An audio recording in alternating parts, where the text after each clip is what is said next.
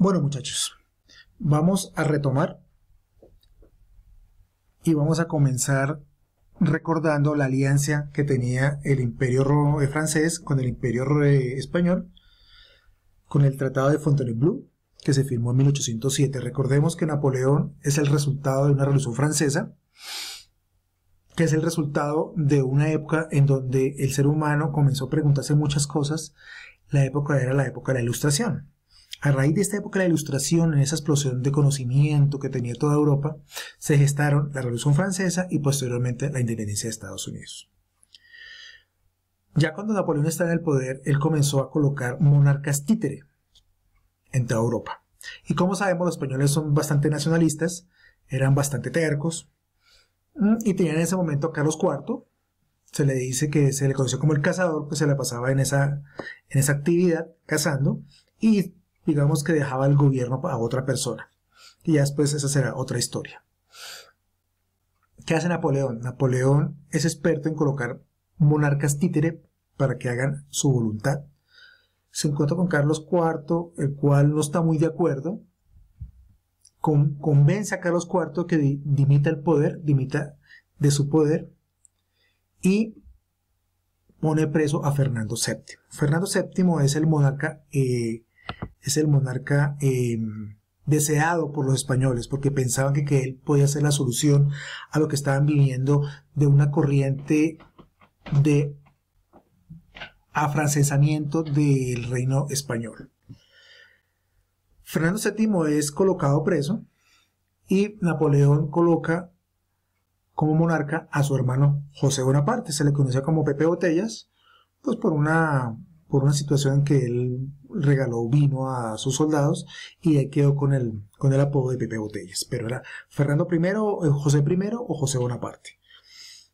¿Qué pasa? Los españoles comienzan a hacer o a fraguar una conspiración. Se llamó la conspiración de Aranjuez, para que pudiera Fernando VII tomar el poder de la corona española.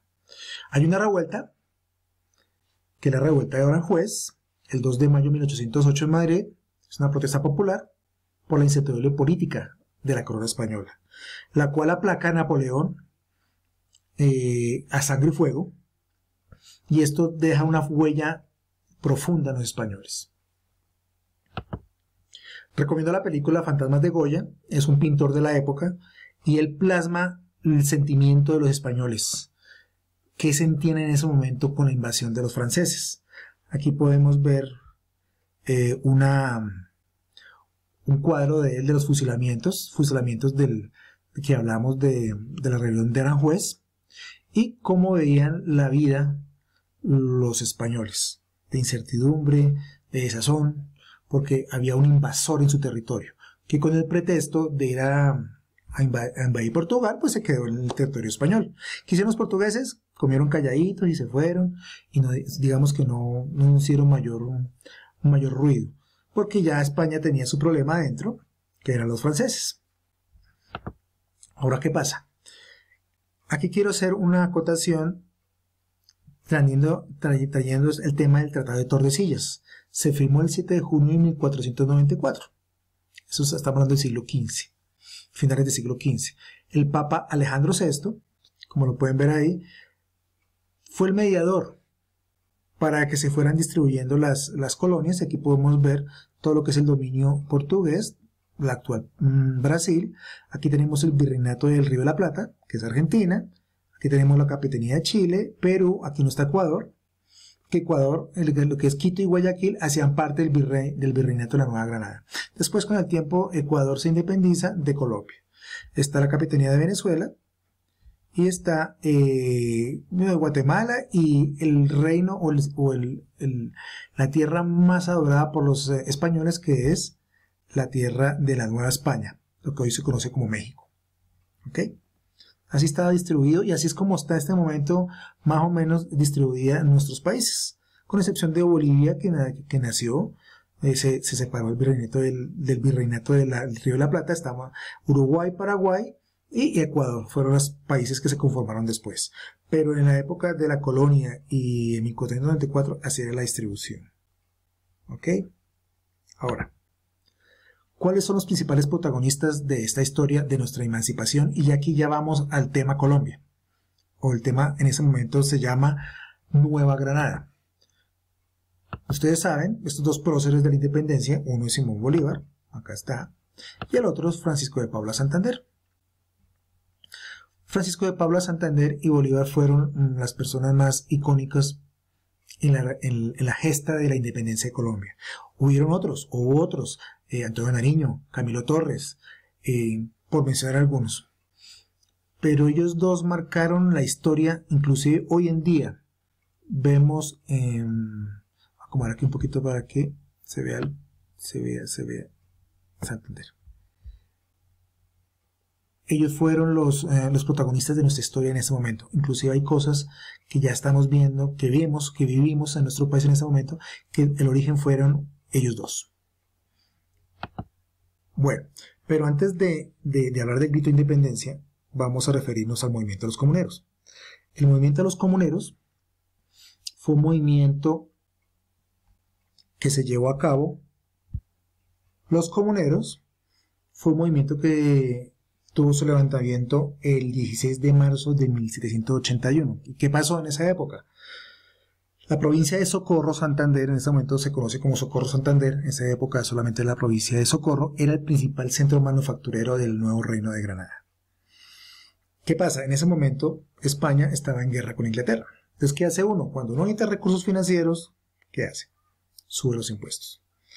Hay un impuesto que se llama el alcabala. El alcabala es un impuesto de la época de las colonias. Es el referente hoy en día del IVA. Cuando uno va a la tienda a comprar cualquier cosa, a uno le cobran un IVA. El IVA lo cobra el gobierno para poder, digamos, subsistir.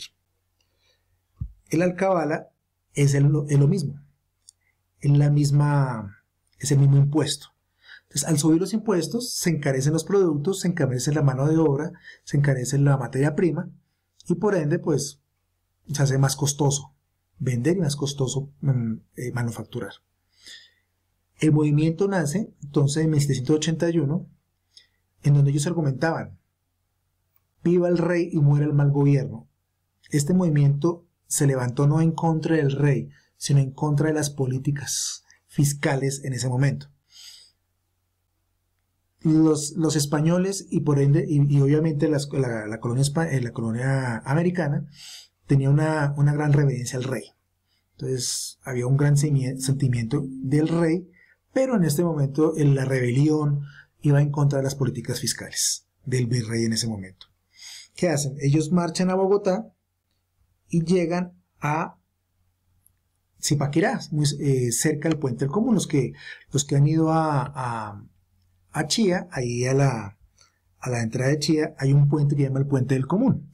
El Puente del Común fue el sitio donde se reunieron los comuneros.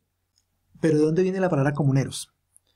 La palabra comuneros viene de las asambleas populares o asambleas del común, o sea, del común del pueblo. Entonces, como son asambleas del común, a este momento se le llamó los comuneros. Entonces, retomando, llegan a Zipaquirá, exactamente al Puente Común, ahí en Chía, al ladito de la Universidad de Sabana, hoy en día está el puente. Ellos se reúnen ahí. El virrey, el arzobispo Antonio Caballero y Góngora fue el encargado de salir el paso al movimiento. ¿Qué pretendía él? Que el movimiento no llegara a Bogotá. Entonces él llegó, les paró el camino ahí, se sentaron a negociar, llegaron a unos arreglos en donde reconocían bajar algunos impuestos, y con ese arreglo los comuneros paran la marcha y se devuelven. Pero ¿qué pasa? Que más adelante el virrey Amara y Borbón no está de acuerdo con ese pacto a la que se llegó y lo desconoce. Y por el contrario, debido al atrevimiento de los comuneros de rebelarse, los persigue. En ese momento el líder de los comuneros fue Juan Francisco Bermeo, un líder comunero, que en el sentimiento de la época quedó como un sentimiento de traición, porque él no hizo mayor cosa. Él llegó a ese arreglo y no quiso mover nada más. Es cuando sube la figura de José Antonio Galán. José Antonio Galán retoma este liderazgo para volver a marchar a Bogotá y hacer respetar el acuerdo a que se llegó. ¿Qué pasa? Que como el virrey Amara y Borbón ya había enviado tropas para perseguir a los comuneros, a él lo capturan, lo fusilan y lo parten en pedacitos. Y reparten los pedacitos en todas las provincias de la Nueva Granada como escarmiento para que los futuros personas que se quieran rebelar contra la corona española lo piensen dos veces. Entonces digamos que ahí fue un hecho no político que enlodó esa época, y aquí ya comenzaron las personas a tener ese sentimiento en contra de la corona española. Bueno, ahora vamos con la emancipación de Colombia. Pero preguntémonos qué es emancipación. ¿Se han preguntado qué es emancipación? Emancipación es la liberación de cualquier vínculo de subordinación o dependencia de una autoridad. Eso es emancipación. ¿Y por qué celebramos el 20 de julio? Muchos dicen no, celebramos la independencia de Colombia. Las personas que piensan esto, que estamos celebrando la independencia de Colombia, están en un error. Lo que celebramos el 20 de julio es el grito de independencia. El grito de independencia es aquel en donde comienza una gesta, comienza un proyecto independentista de la corona española, que inicialmente comenzó aprovechando la coyuntura de la corona española que estaba viendo con Napoleón Bonaparte. Digamos que hubo un aprovechamiento de esa circunstancia. Decían los criollos que el rey debía venir a las colonias a gobernar. Ellos sabían que estaba preso, que este era Napoleón. Desconocían a Napoleón, decían que estaban en pro del rey, pero que tenía que el rey gobernar, llegar a gobernar las colonias. Eso fue lo que pasó. Entonces nosotros celebramos el 20 de julio, pero ¿por qué se dio este grito de independencia? Ya como venimos, se presentaron muchos insumos que empezaron a avivar ese sentimiento de la independencia, lo que pasó con los comuneros, los impuestos, y ya se estaban gestando ciertos movimientos independistas a lo largo de Sudamérica. Es cuando pasamos a lo que son las famosas juntas, pero antes de entrar a las juntas, el grito de independencia comienza a conformar nuestra identidad como colombianos. Lo que nos forma. Nosotros colombianos tenemos un poquito de españoles, un poquito de mulatos, un poquito de negros, un poquito de indígenas. Somos digamos un salpicón, un mix de todo eso que ocurrió en esa época y lo que somos ahora nosotros. Esa es nuestra identidad. Que a veces en la actualidad los ricos se creen franceses, los de clase media se creen mexicanos, se creen ingleses, y los de clase baja se creen mexicanos. Porque no tenemos una identidad propia, pues digamos por las circunstancias de cómo nacimos como país. Pero igual, todos estos hechos que se presentaron en la independencia marcaron nuestra historia, marcaron lo que íbamos a hacer de ahí en adelante. Es lo que vamos a explicar, el por qué y cómo nació esa gesta. ¿Y cómo nació? Bueno, entonces, nacieron unas juntas de gobierno. ¿Qué pasó con las juntas de gobierno? Como Napoleón estaba en España, y los españoles estaban desconociendo eso, y como el rey estaba preso, entonces ¿qué pasó? Empezaron a crear unas juntas de gobierno en España para poder gobernar en nombre del rey. O sea, ahí no desconocen la figura del rey, no la desconocen. Desconocen a Napoleón, mas no es el rey. Aquí en las colonias no era nada diferente, hacían lo mismo. Aquí, como podemos ver en este mapa, tenemos a toda Sudamérica y vemos todo las juntas de gobierno a nivel latinoamericano. Está la de Buenos Aires, la de Santiago, la de La Paz, la de Quito, la de Caracas y muy importante la de Bogotá. Bogotá era la capital del nuevo reino de Nueva Granada. Entonces, esas juntas de gobierno eran personas que buscaban cómo gobernarlos. Al haber un vacío de poder y al desconocer la autoridad de Napoleón Bonaparte, las colonias, así como en España, comenzaron a ver la forma de autogobernarse. ¿Ok? Y así se empezaron a gestar. Ahora vamos a ver ya más al detalle las juntas de gobierno que se presentaron en el virreinato de la Nueva Granada.